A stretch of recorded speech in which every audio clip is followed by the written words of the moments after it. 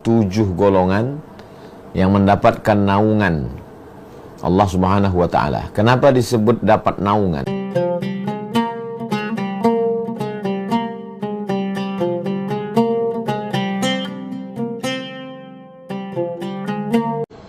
Bagian tengah, bagian timur, semuanya dimanapun berada yang mengikuti program malam ini, mudah-mudahan selalu dalam lindungan Allah Subhanahu wa Ta'ala. Amin ya rabbal alamin. Tema kita malam ini adalah 7 golongan yang mendapatkan naungan Allah Subhanahu wa Ta'ala. Kenapa disebut dapat naungan? Karena pada saat itu tidak ada tempat bernaung, tidak ada tempat berlindung. Hari ini kita bernaung di bawah pohon yang rindang.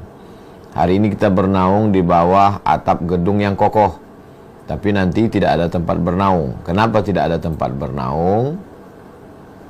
Karena semuanya tercabut. Idza sama'um fatarat, langit terbelah. Wa idzal kawakibun tasarat, planet-planet bertabrakan. Wa idzal biharu fujirat, lautan diledakkan, meletup, meledak. Tsunami besar.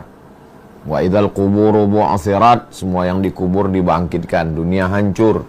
Wa takunul jibalu kal'ihnil manfush, gunung-gunung, Gunung Bromo, Gunung Kidul, Gunung Merapi, Gunung Kelut, semuanya tercabut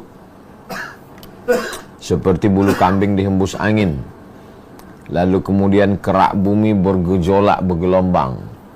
Saat itu tidak ada tempat bernaung.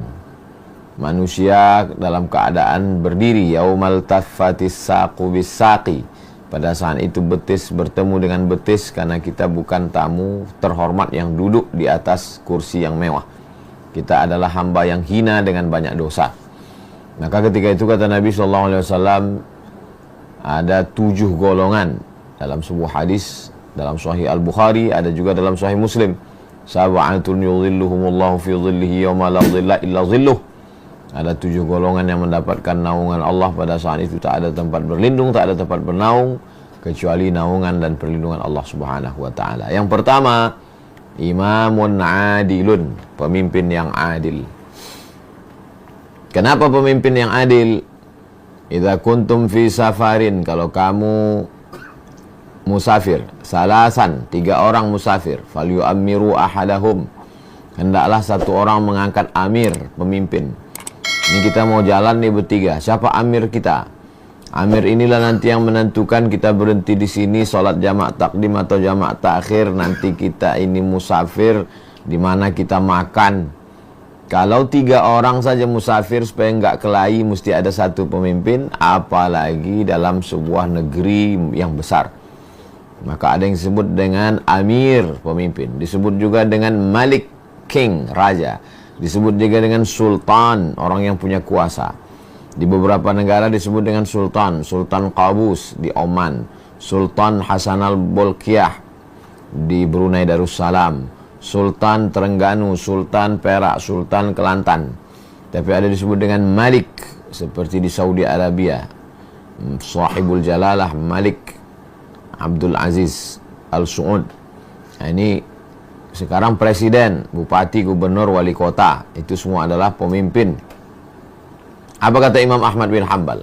Seandainya engkau punya doa yang makbul, dan doamu itu cuma satu-satunya doa engkau yang makbul, maka mintalah pemimpin yang adil. Karena kalau dapat pemimpin yang adil, satu negeri akan mendapatkan keadilannya.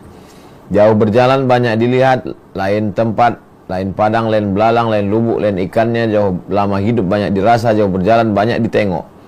Saya sudah banyak melihat tempat. Di beberapa tempat penguasanya biasa-biasa saja. Tidak terlalu kaya, tidak terlalu wah, tidak terlalu megah. Tapi rakyatnya aman, damai, tentram. Jarak antara fakir miskin dengan orang kaya tak terlalu jauh. Tapi ada di beberapa tempat jarak antara fakir yang kaya, kaya sekali, yang miskin susah, susah sekali. Apa yang terjadi? Padahal tanahnya sama. Yang terjadi adalah ketidakadilan, kezoliman. Maka kalau mau melihat contoh pemimpin yang adil, Umar bin Abdul Aziz. Kata Umar bin Abdul Aziz, siapa yang sanggup berjalan dari Son'a ke Darul Bayda, Son'a Yaman, Darul Bayda Maroko, untuk mencari fakir miskin, silakan datang. Tidak ada satupun fakir miskin dari Son'a, Yaman ke Darul Bayadha, Maghribi. Kalau kita hitung sekarang, Son'a, Yaman, habis itu Saudi Arabia, habis itu Suriah, Lebanon, Palestina, Yordania, menyeberang ke atas Afrika, Mesir, habis itu Libya, habis itu Tunisia, Aljazair, 10 negara zaman sekarang. Pemerintahan kekuasaan Umar bin Abdul Aziz itu. Tidak ada satupun dapat mustahik zakat, tak ada fakir miskin. Apa maknanya? Keadilan. Kalau kita melihat ada satu negara, banyak sekali fakir miskinnya, itu bukan karena tidak punya sumber daya alam. Karena Inggris, Prancis, Eropa tak ada sumber daya alamnya. Swiss, apa sumber daya alamnya? Jadi kalau kita lihat banyak sekali kemiskinan, sesungguhnya itu adalah salah manajemen, salah pengaturan, kebocoran dana di mana-mana. Makanya di antara doa yang diajarkan kepada kita, Allahumma rzuqna imaman adila, berikan kami pemimpin yang adil. La tusallit alaina bidzunubina, jangan hukum kami karena dosa-dosa kami, lalu engkau angkat orang la yakhafuka wa la yarhamuna, tidak sayang padamu dan tak takut pada Allah. Tidak sayang pada kami, tak takut pada Allah. Tak takut pada Allah, tak sayang pada kami. Komplit adalah penderitaan. Kita tidak lagi di zaman kerajaan. Kita sekarang berada di zaman demokrasi. Maka kalau mau mendapat pemimpin yang adil, maka orang-orang yang adil mesti memberikan suaranya. Maka jangan sampai tidak memberikan suara untuk memilih wali kota, bupati, gubernur, presiden, wakil presiden, DPRD, kabupaten, kota, provinsi, DPR RI, DPD. 9 orang yang akan duduk memimpin kita, itu mesti kalau mau adil, orang adil mesti memilih. Orang adil tidak bisa suaranya dibeli dengan baju kaos, mie instan, serangan fajar. Ambil duitnya, jangan coblos orangnya. Kalau sudah diintimidasi, diancam-ancam, iyakan aja. Ini nggak bohong, Pak. Al-harbu khud'ah. Perang itu tipu muslihat. Tapi saya sudah disumpah, wallahi tallahi billahi, mesti pilih katanya. Bilang aja, wallahi tallahi billahi. Habis itu puasa 3 hari. Menebus kafarat. Orang yang membohong, menipu, bagaimana mungkin bisa dia duduk di kekuasaan? Pasti akan membohong, menipu juga. Maka dalam Islam kita diajarkan untuk ati' Allah Ta'ala kepada Allah, wa ati'ur Rasul Ta'ala kepada Rasul, wa ulil amri minkum, kepada pemimpin. Pemimpin yang bagaimana? Baca ayat sebelumnya. Innallaha ya'murukum an tu'addul amanati ila ahliha. Orangnya amanah. Wa idza hakamtum bainan nasi an tahkumu bil adli. Orangnya adil. Kalau dia diberikan amanah, ditunaikannya pada tempatnya. Dan dia adil. Adil lawan daripada fasik. Adil kepada Allah, beriman dia. Adil kepada manusia, tidak zalim dia. Adil kepada dirinya, dia tidak aniaya, tidak pakai narkoba, tidak zina, tidak judi, tidak game online. Adil pada diri sendiri, adil kepada masyarakat, adil kepada Allah. Kalau ada orang yang nampaknya adil kepada masyarakat, tapi kepada Allah tidak, sedang Allah saja dia khianati, apalagi kamu. Maka syarat yang pertama adalah yang dapat naungan itu imamun adilun, pemimpin yang adil. Yang kedua, syabun nasya'a fi ibadatillah. Setelah pemimpin paling atas, langsung drastis turun ke bawah. Anak muda. Pemuda. Kenapa? Karena pemimpin-pemimpin yang tua tadi akan mati, pensiun, mati. Lalu digantikan lagi oleh siapa? Pucuk hijaunya anak muda. Dalam surat Al-Kahfi, fityatun amanu bi rabbihim wa zidnahum huda. Mereka adalah anak-anak muda yang luar biasa imannya, lalu kami tambah hidayah kepada mereka. Maka anak-anak muda ini mesti kita jaga. Alhamdulillah, setiap saya keluar masjid, tabligh akbar, tanah lapang, stadion, itu yang melambaikan tangan di pinggir-pinggir jalan tuh, kalau kita lihat wajahnya itu muda. Ada beberapa orang tua, tapi semangatnya tetap muda. Anak muda ini bukan selamanya fisik. Boleh jadi casingnya tua, tapi mentalnya muda. Karena masalah umur ini adalah masalah rasa, bukan masalah usia. Berapa banyak orang yang usia muda, tapi rasanya macam udah tua-tua. mau mati aja bawaannya. Tapi berapa banyak pula orang yang sudah tua tapi semangatnya luar biasa, maka disebut dengan sumpah pemuda. Walaupun yang bersumpah itu banyak juga orang tua. Syabun, anak muda, nasya'a fi ibadatillah, yang tumbuh dalam ibadah kepada Allah. Kalau ada anak muda yang sibuk dengan pacarnya, anak muda sibuk dengan motornya, anak muda disibuk dengan narkobanya, anak muda sibuk dengan gengnya, tapi ada anak muda yang sibuk dengan ibadahnya. Malam buat iktikaf bareng-bareng dengan kawan-kawan. Walaupun pakai motor, tetap anak muda ya suka motor. Saya aja udah tua suka motor, apalagi anak muda. Tapi bukan berarti dengan motor kita nggak sholat. Dengan motor itu kita ajak kawan-kawan sholat. Born to ride, ride to jannah, lahir untuk mengendara menuju surga. Biker subuhan, ini yang selalu mengawal subuh Rabu, membawa Ustadz Abdul Somad ke tempat-tempat tabligh akbar, menghidupkan kajian. Ada lagi nama programnya Ngopi, Ngobrol Perkara Iman, Ustadz Damanhur di Loksmawi Aceh. Anak-anak muda yang belum ramah ke masjid, di kafe dulu ngobrol. Alhamdulillah yang punya kafe kasih izin bicara santai, ada lagu-lagu religinya, tapi muatannya adalah perkara iman, bagaimana nanti kita, bagaimana masa depan. Kalau sebagai orang tua dulu tidak baik, maka cara taubatnya anak-anak kita kondisikan pada yang baik. Masukkan ke pondok pesantren, SMP, SMA, Islamic boarding school, full day. Setelah itu kuliah, kasih tunjuk, ajar, kata orang Melayu. Ditunjuk, diajar dia tentang kebenaran, tentang akidah, tentang prinsip hidup, tentang akhlakul karimah, tentang ibadah. Bagaimana kita mengkondisikan anak-anak kita, anak-anak muda kita, syabun, anak muda, nasya'a fi ibadatillah, yang tumbuh dalam ibadah kepada Allah Subhanahu wa ta'ala. Yang ketiga, rajulun qalbuhu mu'allaqun fil masajid, orang yang hatinya tergantung di masjid. Badannya boleh di kantor, badannya boleh di ruko, badannya boleh di pasar, tapi hatinya tergantung di masjid. Ala fil jasadi mudghah, manusia ini dilihat ada segumpal darah dalam badannya. Idza salahat, kalau yang segumpal itu baik, salahal jasadu kullu, yang lain ikut jadi baik. Wa idza fasadat, kalau rusak, fasadal jasadu kullu, yang lain ikut menjadi rusak. Ala wahyal qalb, yang segumpal sekepal itu adalah jantung hati. Tergantung hatinya di masjid, maka matanya mencari masjid, telinganya mendengar suara masjid, kakinya melangkah ke masjid, pikirannya selalu memikirkan masjid. Kenapa? Qalbuhu mu'allaqun fil masajid, hatinya tergantung di masjid. Ini pun berproses. Kata orang Melayu, dari kecil terlonjak-lonjak, sudah besar terbawa-bawa, sudah tua terubah tidak. Dari kecil terlonjak-lonjak ke masjid, dilonjak-lonjak. Macam anak kecil lompat-lompat, bawa dia ke masjid, terlompat-lompat dia ke masjid. Sesudah itu dia mulai terbiasa familiar dengan masjid, akhirnya dia menjadi pengurus remaja masjid, akhirnya dia cinta pada masjid, membangun masjid, menghidupkan masjid dengan berbagai macam program keislaman. Maka kalau saya sudah melihat ada anak-anak di masjid, saya senang sekali, karena itulah yang akan melanjutkan dakwah di masa akan datang. Jangan sampai masjid kehilangan anak muda. Masjid dipenuhi orang tua, bagus, tapi dalam waktu 5 tahun musnah, mereka meninggal semua. Siapa yang akan melanjutkan masjid? Anak-anak muda. Maka rajulun qalbuhu mu'allaqun fil masajid. Kalau rajulun qalbuhu mu'allaqun fil masajid ini jadi polisi, dia akan buat masjid di kantor Polsek, Polres, Polda, Polri.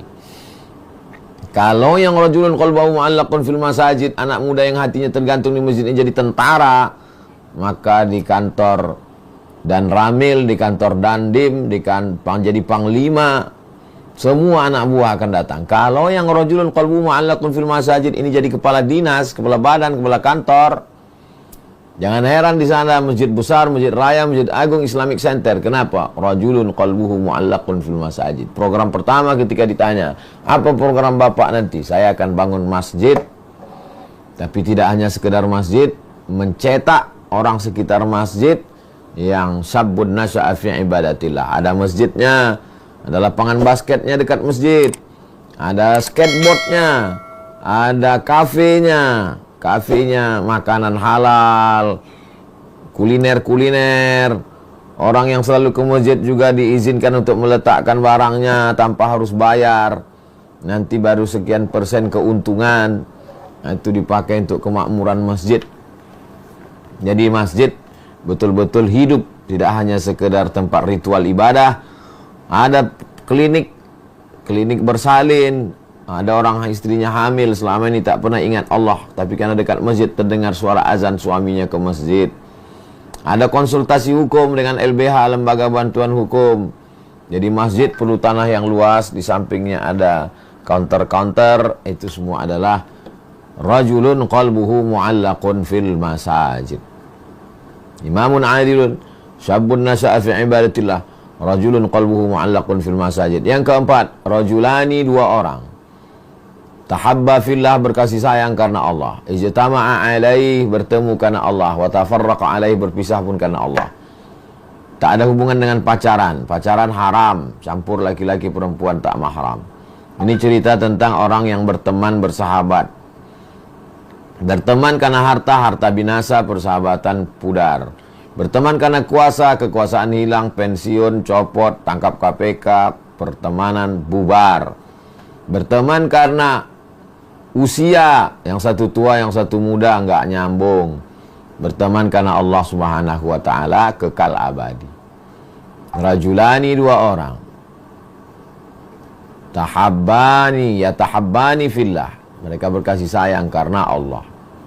Ijtama'a alaih, bertemu karena Allah. Wa tafarraqa alaih, berpisah pun. Kenapa kau berpisah sama dia? Mati dia, meninggal dunia karena Allah. Kenapa kau berpisah sama dia? Udah saya nasihati dia baik-baik Pak Ustadz, tapi dia tetap juga, daripada rusak akidah saya, maka hubungan kami hanya sekedar say hello sekarang. Namun putus silaturahim tak boleh. La yadkhulul jannah, tak masuk surga qati'ur rahim, orang yang memutus tali silaturahim. Inilah pentingnya bahwa manusia ini tidak hanya salihun li nafsihi, salih untuk dirinya. Dia mesti berteman. Nabi Muhammad SAW, ada Umar bin Khattab, ada Abu Bakar Siddiq, ada Sa'ad bin Rabi, ada Hudzaifah ibn Yaman, ada Khalid ibn Walid, ada Amr ibn As. Bertemu, berkumpul, berkawan, bersahabat bersama di dunia, bertetangga di surga. Til jannah, sampai ke surga. Inilah sosial. Nabi SAW tidak naik ke atas Jabal Nur menunggu wahyu turun, lalu setelah itu soleh sendiri. Tidak. Dia turun ke bawah, bersosialisasi, berhadapan dengan Abu Jahal, Abu Lahab, Abu Sufyan, berhadapan dengan manusia. Tidak hanya untuk diri keluarga, tapi semuanya. Inilah orang-orang yang berkasih sayang karena Allah Subhanahu wa ta'ala. Yang kelima, rajulun da'athu imra'atun, ada seseorang yang diajak seorang perempuan, zata mansibin, dia punya harta kaya raya, wa jamalin, kaya raya, kedudukannya tinggi. Lalu orang ini berkata, inni akhafullah, saya takut kepada Allah. Ini penting sekali. Susunan yang dibuat Nabi SAW itu luar biasa. Anak muda tumbuh beribadah kepada Allah, hatinya tergantung di masjid, berteman, bersahabat.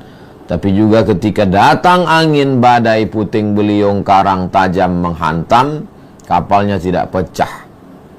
Berapa banyak orang masjid, tapi begitu datang angin kencang, pecah itu kapal. Anginnya menerpa. Angin dalam bentuk apa?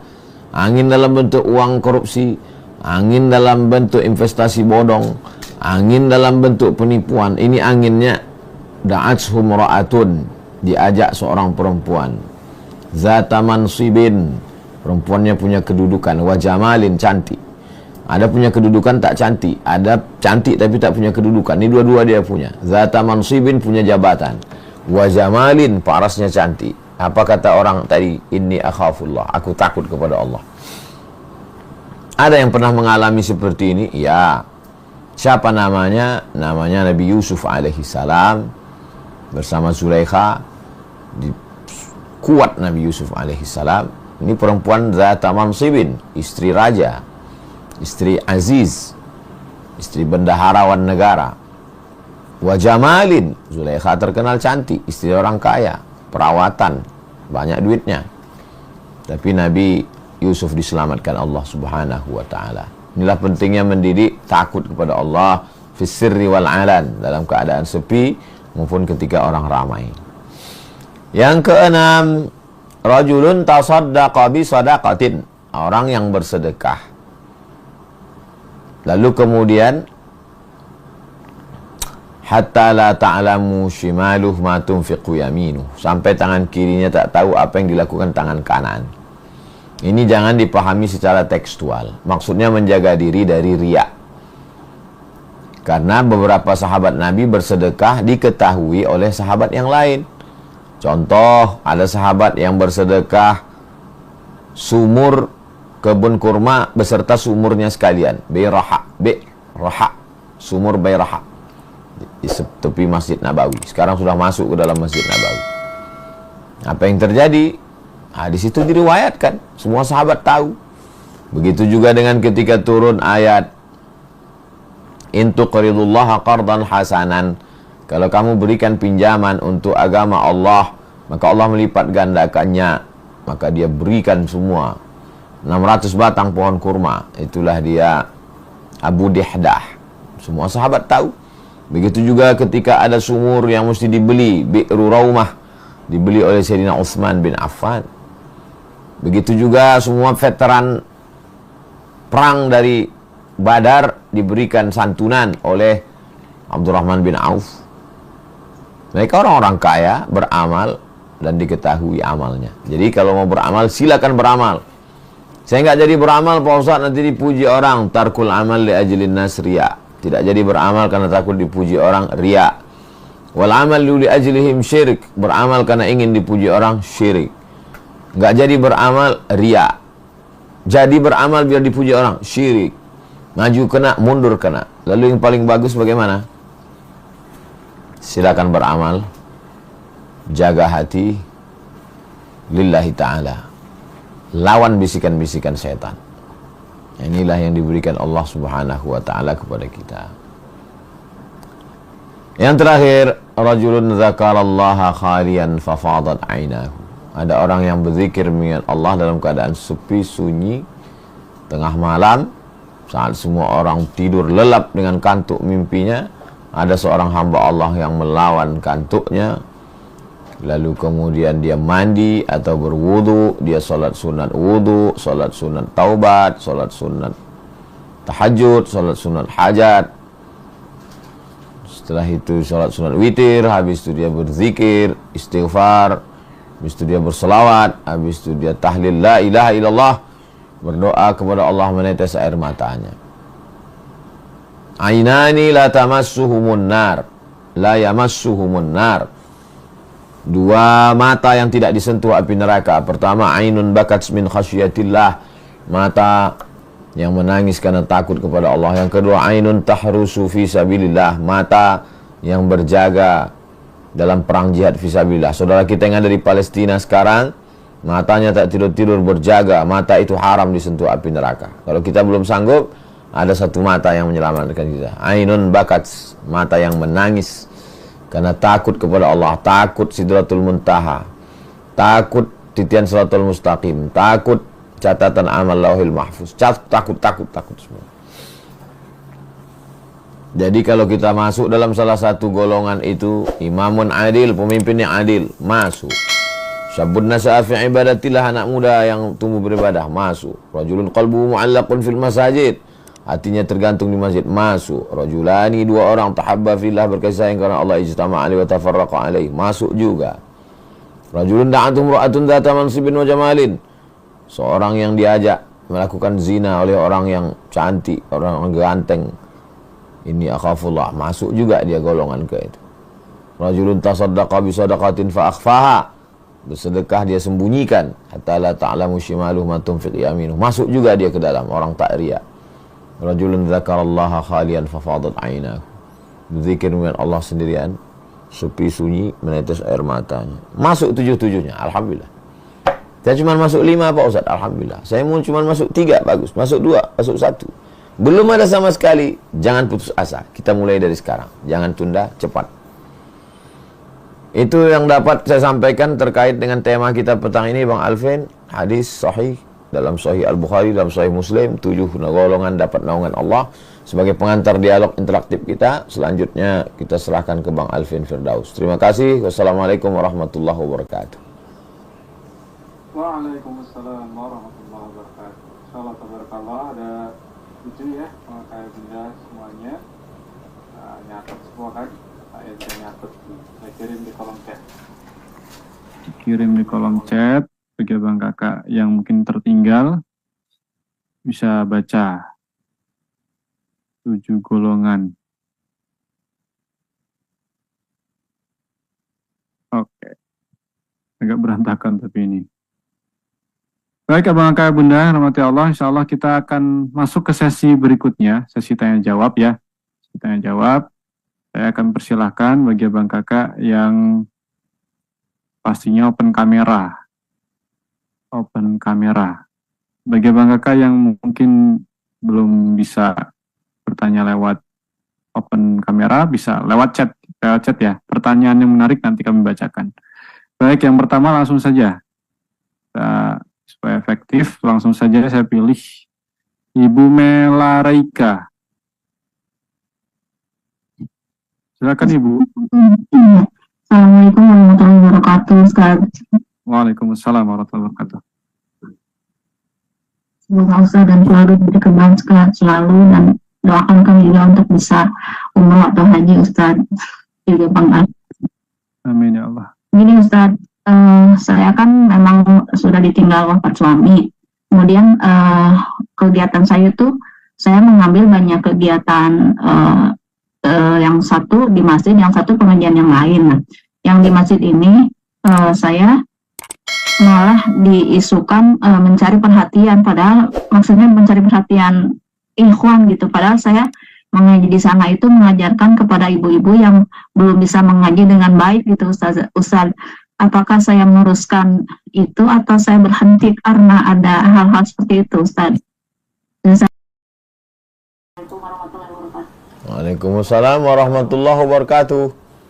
Yang pertama, siapa yang menyangka bahwa dirinya akan selamat dari lidah manusia, maka berarti dia majnun. Man yazunnu annahu yaslamu an alsinatin nas fahuwa majnun. Siapa yang menyangka bahwa dirinya selamat dari lidah manusia, berarti dia gila. Saya tidak selamat dari lidah manusia, dicaci maki orang. Nabi Muhammad SAW tidak selamat dari lidah manusia. Dia diejek orang, kata mereka dia sahir, tukang sihir. Kata mereka dia majnun, orang gila. Apakah Nabi berhenti? Kalau Nabi berhenti, kita tidak Islam hari ini. Nabi tidak berhenti. Lalu kemudian, bahkan Allah pun lidah manusia ini tetap mengecam Allah. Wa qalatil yahudu Uzairun ibnullah. Mereka mengatakan Uzair anak Allah. Mereka katakan Allah punya anak. Wa qalatil yahudu yadullahi maghlulah. Orang Yahudi mengatakan tangan Allah terbelenggu. Allah saja mereka gitukan, Nabi aja mereka gitukan, ulama mereka begitukan. Buya Hamka mereka katakan penjahat, mau membunuh presiden, mau menjual Indonesia, plagiator. Hari ini penuduh-penuduh itu hilang di telan bumi. Buya Hamka masih tetap harum semerbak. Siapa yang menyangka bahwa dirinya akan selamat dari lidah manusia, maka dia orang yang gila. Jadi kita semangat terus, masa kalah sama setan? Adapun kita mau bersikap, sikap kita dua. Mau ambil tindakan hukum, cari bukti, screenshot kalau dia ada sebar grup, kalau dia ada ngomong, cari saksi, perkarakan, polisikan, pencemaran nama baik, berapa bulan kurungan, masukkan. Kalau mau maaf, maafkan. An-nafsu bin nafsi, nyawa balas nyawa. Al-ainu bil aini, mata balas mata. As-sinnu bis sinni, gigi balas gigi. Wal juruha qisas, kalau dilukai, balas juga lukai. Jaza'u sayyi'atin sayyi'atun misluha. Perbuatan buruk, balas dengan perbuatan buruk. Faman afa wa aslaha. Siapa yang mau memaafkan dan berdamai, fa ajruhu 'ala Allah. Maka balasannya adalah kepada Allah. Saya tidak pernah pusing memikirkan omongan orang. Kenapa? Karena yang ada di kepala saya, bagaimana supaya anak yatim, fakir, miskin bisa sekolah, bagaimana dakwah pedalaman bisa berlanjut, anak-anak pedalaman yang sekarang sedang kuliah tahun 1, berarti 3 tahun lagi tamat. Saya sampaikan ke Ustadz Al-Nob di Yayasan Tabung Wakaf Umat, Ustadz, dalam 3 tahun ini kita mesti buat 3. Pertama, pesantren mereka di pedalaman mesti siap. Yang kedua, mereka mesti punya rumah dinas. Kalau pulang tamat kuliah dia mau nikah, mana rumahnya? Yang ketiga, mereka mesti disiapkan gaji paling tidak 2,5 supaya dia bisa pulang mengajar. Jangan sampai dia tidak balik ke kampung di kota. Apa guna dakwah selama ini? Jadi kalau pikiran kita sibuk dengan itu, kita tak pedulikan omongan orang. Omongan orang itu sampah semua. Masa sampah kita biarkan masuk ke otak kita? Berarti otak kita tong sampah. Masa sampah kita biarkan masuk ke hati kita? Hanya sampahlah yang mengeluarkan sampah. Hanya tong sampahlah yang siap menampung sampah. Hati kita terlalu bersih untuk memikirkan cakap mereka. Ibu terus berbuat. Kalau ibu tak tahan, laporkan ke polisi. Demikian, wallahu a'lam bishawab. Waalaikumsalam warahmatullahi wabarakatuh. Baik, mudah-mudahan terjawab Ibu Mela. Baik, pertanyaan berikutnya Ustadz, ini dari kolom chat, bagus. Memperjuangkan pemimpin yang amanah, jika dia terpilih, apakah kita bisa mendapatkan amal jariahnya dari kebijakan yang dibuat pemimpin tersebut? Mohon pencerahannya Ustadz, dari Bapak Danang. Kalau dia amanah, dia bangun masjid, dia buat sekolah fakir miskin, dia kirim ada anak berprestasi ke Mesir, ke Yaman, lalu pulang berdakwah, kita dapat amal jariahnya. Kalau ternyata setelah kita pilih rupanya dia penjahat, apakah kita dapat dosanya? Tidak. Kenapa? Karena kita tidak tahu yang gaib. Nahnu nahkumu bizawahir. Kita hanya menilai yang zahir-zahir. Wallahu yatawallas sarair. Yang rahasia-rahasia itu cuma Allah yang tahu. La yukallifullahu nafsan illa wus'aha. Allah tidak membebani lebih daripada kemampuanmu. Kemampuan kita cuma melihat orang baik, sopan, peduli pada agama. Kita pilih jadi kades kita. Nanti janji mau bangun pondok, kita pilih. Dia bangun pondok. Kalau saya terpilih jadi lurah, insya Allah tidak ada lagi yang jual khamar, judi, prostitusi. Kita tutup. Ternyata dia laksanakan, kita dapat amal jariah. Tidak dia laksanakan, kita sudah berijtihad, sudah menggunakan hak akal, hak otak, hak hati, hak tangan sudah kita laksanakan. Demikian Bang Alvin. Wallahu a'lam bishawab. Baik, di kolom chat juga dari Ibu Zura Rai. Assalamualaikum Ustadz, izin bertanya. Jika kita mengawali hari kita sudah baik dengan sholat tahajud, mengaji, namun ternyata setelah tiba paginya di tempat kerja, kita dapat masalah, kita kena marah atasan. Apa yang salah Ustadz?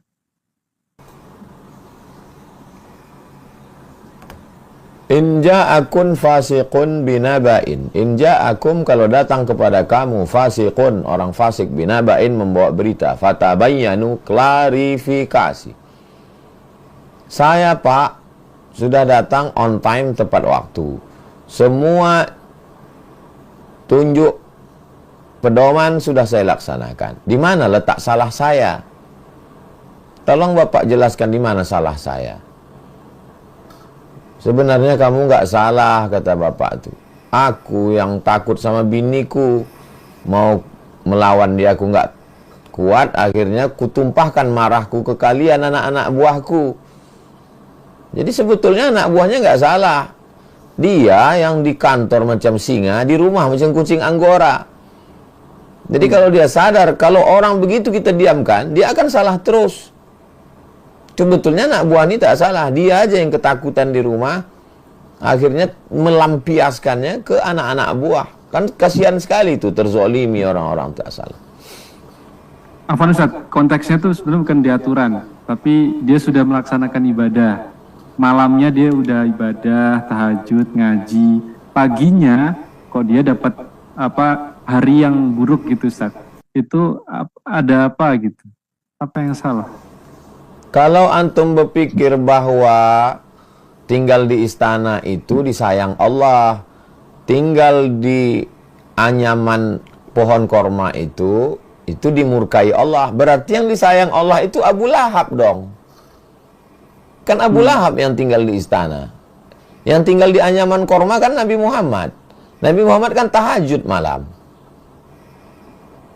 Kalau kamu berpikir bahwa yang disayang Allah itu kalau rezekinya melimpah, tapi kalau rezekinya biasa aja berarti dimurkai Allah. Berarti yang disayang Allah itu Qarun. Berarti yang disayang Allah itu Qarun. Yang dibenci Allah itu Musa. Kan yang kaya raya Qarun. Kalau kita berpikir bahwa yang disayang Allah itu yang kekuasaannya hebat. Kalau cuman pengembala kambing itu dimurkai Allah. Kalau begitu yang disayang Allah berarti Fir'aun. Karena dia yang berkuasa. Nabi Musa mengembala kambing 8 tahun. Jadi berhijrah itu tolong otaknya dibawa. Jangan hijrah cuman kaki celana, hijrah jenggot, hijrah jubah. Begitu datang pukulan, down. Yang namanya hijrah itu hijrah pikiran, hijrah hati. Bahwa saya sholat, saya puasa, saya zikir, saya nggak mabuk, saya nggak pacaran. Kalau datang yang menyenangkan, saya bersyukur. Kalau datang yang nggak mengenakan, saya bersabar. Kalau saya syukur, dapat balasan la in syakartum la azidannakum. Kalau saya bersabar, dapat balasan bi ghairi hisab, unlimited, nggak bisa dihitung balasannya. Jadi kalau berpikir, saya ini udah hijrah, kok begini ya? Kalau gitu mabuk lagi Kesalahannya di mana? Kalla, bukan begitu cara memahaminya. Fa ammal insanu idza mabtalahu rabbuhu faqadara alaihi rizqahu fayaqulu rabbi ahanan. Ada manusia ini yang disempitkan rezekinya lalu dia berkata, Tuhan sedang menghinakan aku. Kalla, bukan begitu cara kamu. Lalu kemudian ketika dia melapang rezeki dia katakan fayaqulu rabbi akraman. Allah sedang memuliakan aku. Orang kaya sama orang miskin sama-sama diuji. Kalau kaya dapat nikmat, kalau miskin dapat cobaan. Enggak. Kaya itu juga ujian, miskin juga ujian. Ujian orang kaya supaya bersedekah, ujian orang miskin supaya bersabar. Kalau ganteng, rahmat. Kalau enggak ganteng, ujian. Ganteng itulah ujian. Yang banyak lakukan maksiat kan orang ganteng. Jadi banyak orang salah paham. Makanya kalau ngaji itu yang membetulkan, meluruskan mindset pikiran. Sholat penting, puasa penting, tapi tafakkur penting. Cobalah lihat perjalanan hidup nabi-nabi itu. Emang ada nabi itu yang enak-enak aja hidupnya? Mana ada? Penuh dengan ujian, penuh dengan cobaan. Maka ketika kita sudah hijrah, kita sudah sholat, kita sudah puasa, artinya kita siap menerima apapun yang datang. Datang rezeki, alhamdulillah. Datang sempit, innalillah. Kita nggak stres, kita nggak depresi. Karena kita yakin bahwa itu semua adalah ujian dari Allah Subhanahu wa ta'ala.